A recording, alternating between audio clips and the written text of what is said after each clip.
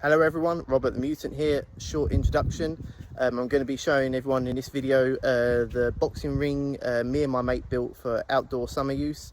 It's not quite finished yet, but otherwise it is usable and it is being used for its intended purpose. So I'll see you all soon. Let's get straight into it. So this is what I call the boxing corner. Sorry for the glare from the sun. Firstly, we'll go over to what was an old tree house, which has been converted slightly to have the heavy boxing bag here. I do want to put a second bag up, but this is a nice heavy bag. I do take it down when it's raining. I had thought about putting a little shelter, a slope off, so you can use it when it's a little bit rainy. Here we have the speed ball. Took a while to get this right, but it's finally nice and solid. Still getting used to using it, unfortunately. Sorry about the glare. Again, now I would like to put possibly some pull-up bars maybe on the sides and whatnot, and another bag around the corner, possibly a body bag. But the main attraction to this is, of course, the boxing ring. We built this as a 13.5 foot square boxing ring. Inside the ropes, it's just under 11.5 foot square. We used 3x3 fence posts, 6 foot long. We put them about almost 2 foot in the ground with some post create. They're not as robust as we had hoped for, so if they ever do snap, which they may or may not, who knows, we will just dig them out and replace them with some thicker ones. They were nice and cheap. We might reinforce them as well. And we've got 4 of those, of course. I've also got a tarpaulin that currently just goes over the mats. It was intended to go over the top, but we may make it into like a big gazebo if we get some long enough poles so we can still use it during rainy weather. Apart from that, we have got, I think this was 12mm rope, and we have a lot of this, and this is pretty much exactly what they use in boxing rings. Sometimes they use thicker. You can get a tape to put over it so you don't get the rope burn, but it's not really a big priority to me. Otherwise, these turnbuckles and the hooks, they came from a nice DIY shop over in the UK.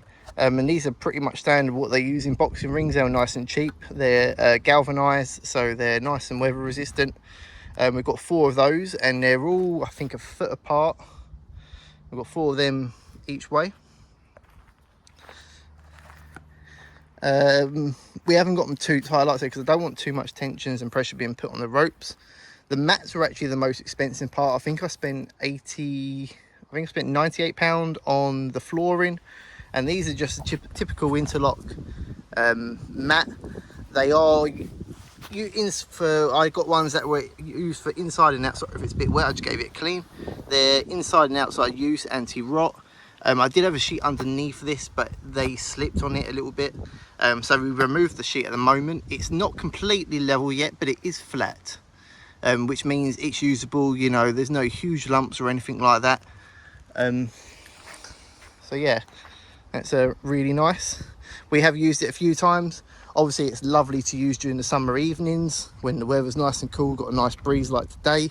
I have a few mates come around and we train together. We do pad work, skipping, bag work, sparring, which is the most benefit thing. Sometimes it's not always optional to go to a boxing club. You know, this saves a bit of money as well. To build this whole ring, the whole ring I think cost me £280, and it's absolutely fantastic. Like I said, I do have some ideas. I do plan to get some of those long swimming noodles, 5'5" length, a couple whites, red and a blue to go in the corners. Like most boxing rings have the corner pads, but they're expensive, so you know, this is to be done as cheaply as possible. Possibly get some boxing tape to go over the ropes at some point.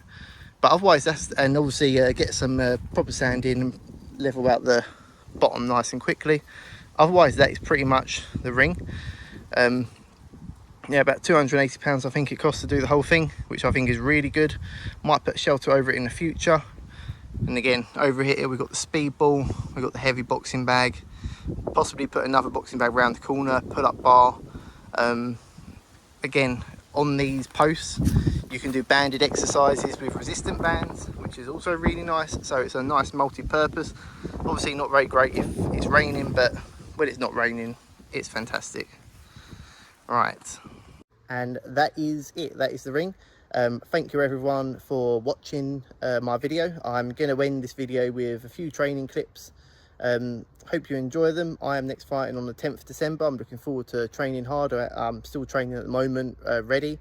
You know, I always get that advantage, that one up. Hope everyone's training hard regardless of what your sport is. And thank you very much, and I'll see you all later. Goodbye.